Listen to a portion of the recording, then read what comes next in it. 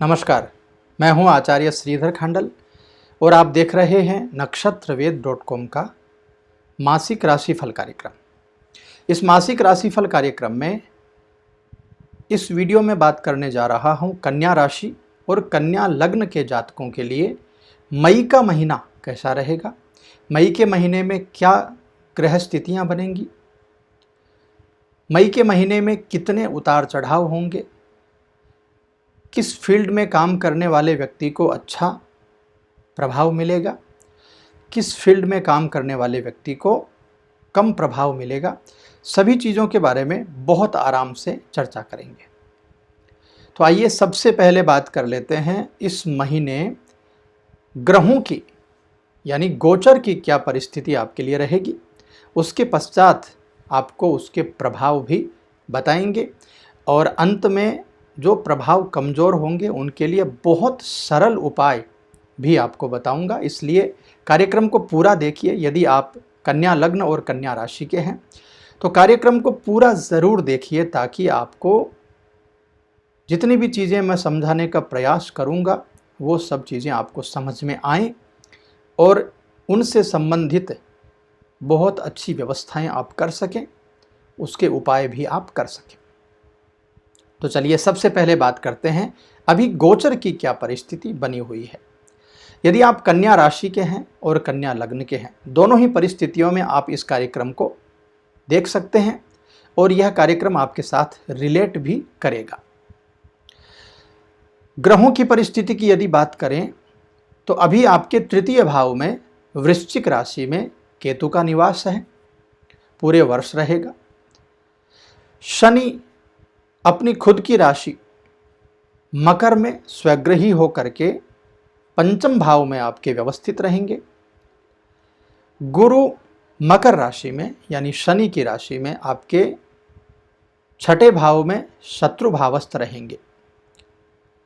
सूर्य आपकी कुंडली में अभी मेष राशि में चल रहे हैं तो आपके अष्टम भाव में दिखाई देंगे। राहु बुध और शुक्र की व्यवस्था रहेगी वृषभ राशि में।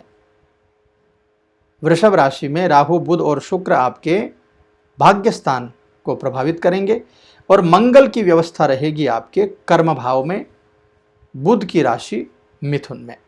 तो ये व्यवस्थाएं बनी हुई हैं आपकी कुंडली के हिसाब से अभी ग्रहों की।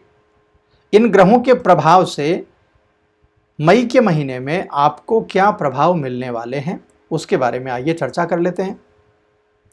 कन्या राशि और कन्या लग्न के जातकों के लिए यह महीना सूर्य के अष्टम भाव में जाने से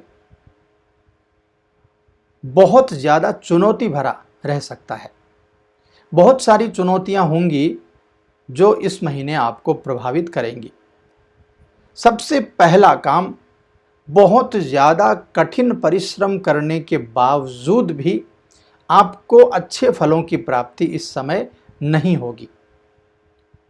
महीने के प्रारंभ में ही घर के किसी बड़े बड़े सदस्य की सेहत को लेकर के, उनकी तबीयत को लेकर के कुछ चिंताएं बन सकती हैं। कुछ पारिवारिक समस्याओं का मामला भी बन सकता है। और यदि करियर में यानी नौकरी आप करते हैं या आप व्यापार करते हैं तो उसके लिए भी आप परिवार में उलझ करके अपने करियर को, अपनी नौकरी को, अपने कारोबार यानी व्यापार को भी बहुत कम समय दे पाएंगे। ऐसी परिस्थिति में करियर वाइज और व्यापार वाइज भी यह समय आपको बहुत ज़्यादा सुटेबल नहीं दिखाई देता है। नौकरी पेशा जो जातक हैं उनके सामने आपके कार्यालय से, आपके बॉस के द्वारा भी कुछ दिक्कतें सामने आ सकती हैं। आपके कार्य क्षेत्र में छोटी मोटी बातों को बड़ा बना करके आपके साथ में षड्यंत्र हो सकता है। छोटी छोटी बातों को बड़ा बना करके और उनको तूल भी दिया जा सकता है। तो महीने के प्रारंभ का जो समय है वो आपके लिए बहुत अच्छा दिखाई नहीं देता है। बात करते हैं महीने के मध्य भाग की। मध्य भाग में व्यापार को लेकर के कुछ उतार चढ़ाव दिखाई दे रहे हैं। कहीं भी यदि आपको इन्वेस्टमेंट करना है धन का निवेश करना है तो बहुत ज़्यादा सावधानी इस समय यानी मध्य भाग में आपको रखनी है। कारोबार से जुड़ा हुआ कोई भी फैसला लेते समय आपको घर के बड़े सदस्यों, आपके शुभ चिंतकों की सलाह ज़रूर लेनी है। और यदि आप बिना सलाह के निवेश करते हैं तो उसमें काफ़ी परेशानियां भी आपको झेलनी पड़ सकती हैं। महीने के उत्तरार्ध की यदि बात करें यानी अंतिम 10 दिनों की बात करें तो करियर के मामले में आपके जितने भी प्रयास हैं उसमें फ़ायदा आपको ज़रूर मिलेगा, क्योंकि आधे महीने के बाद सूर्य राशि परिवर्तन करेंगे और उसके अच्छे प्रभाव आपको ज़रूर मिलेंगे। यदि आप नौकरी कर रहे हैं तो नौकरी में जो सीनियर्स हैं आपके या आपके बॉस जो हैं उनका सहयोग भी आपको ज़रूर मिलेगा। यदि आप व्यापार करते हैं तो व्यापार में कुछ अच्छा इन्वेस्टमेंट हो सकता है, कुछ अच्छे आपको ऑर्डर्स मिल सकते हैं और उससे आपके जो प्रयास हैं वो सार्थक बन सकते हैं।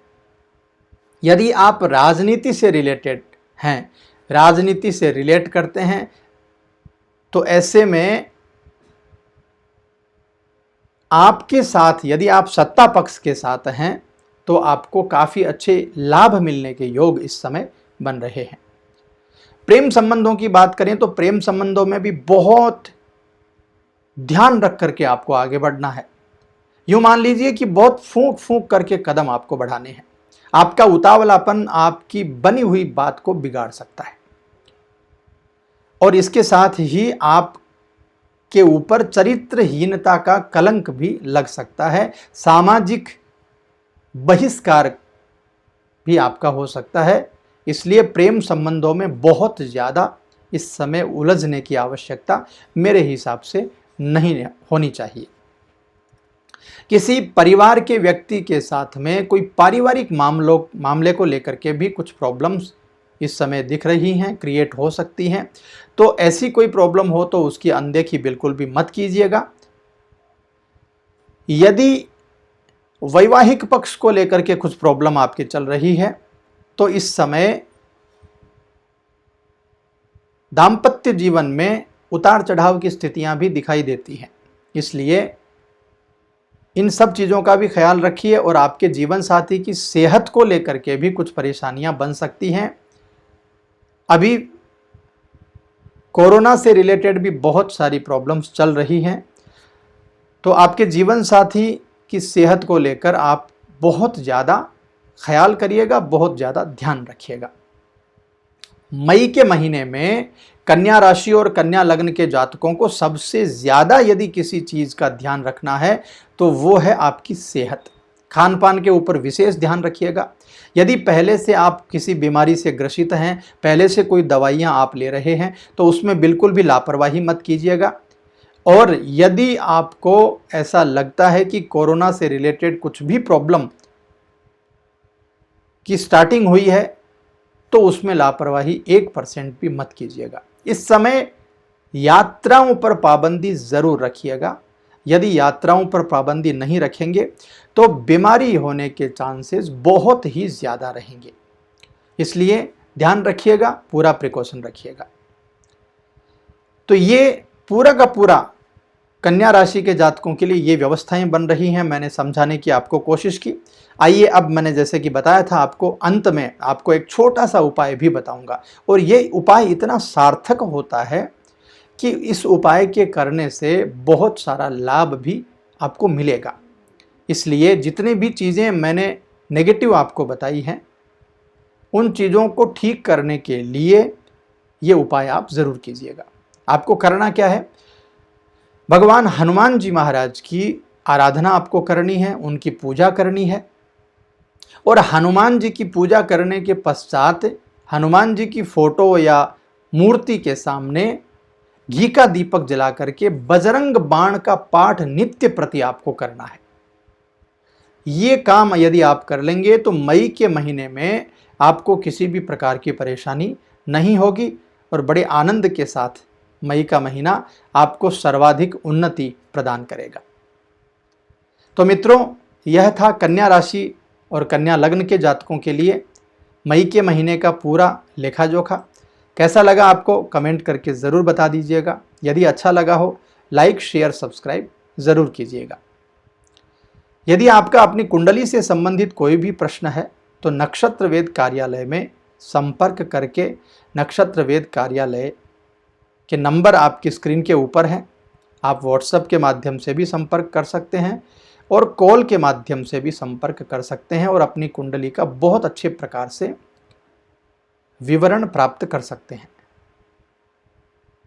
तो यदि आपको अपनी कुंडली से संबंधित कोई भी जानकारी प्राप्त करनी है तो नक्षत्र वेद कार्यालय में अवश्य संपर्क कीजिएगा और इस कार्यक्रम को लाइक अवश्य कीजिएगा। आपका कोई प्रश्न हो, कोई सुझाव हो तो कमेंट बॉक्स में ज़रूर आप लिख करके भेजिएगा। मैं आपसे मिलता हूँ किसी नए कार्यक्रम में। तब तक के लिए नमस्कार।